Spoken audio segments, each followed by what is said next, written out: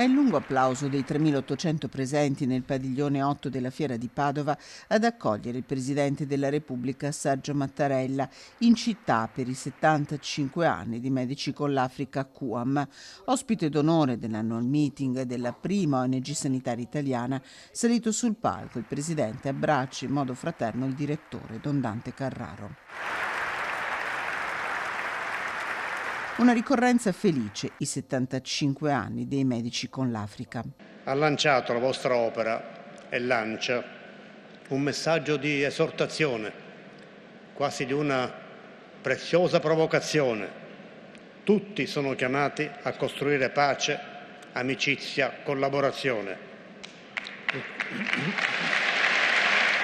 Non si è mai sentito troppo piccolo il QAM per guardare al mondo, ha ribadito il presidente Mattarella, che ricorda i fondatori della ONG Francesco Callegaro e Monsignor Girolamo Bortignon, vescovo di Padova nel 1950, e Don Luigi Mazzuccato, a 10 anni dalla morte, direttore del QAM dal 1955. Un gruppo di uomini e donne con una grande capacità di visione, riconosce il presidente. L'investimento in Africa per il suo sviluppo è di primario rilievo per la nostra Europa.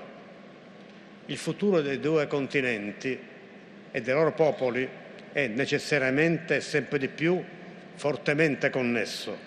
Applaudito a più riprese, il presidente Mattarella ringrazia questi donne e questi uomini, ricordando Aldo Moro che nel 1972 firmò il decreto con il quale il QAM venne riconosciuto prima ONG italiana in campo sanitario. Da giovane aveva scritto che il destino dell'uomo è di avere perpetuamente fame e sete di giustizia. Questo insegnano le donne e gli uomini del QAM.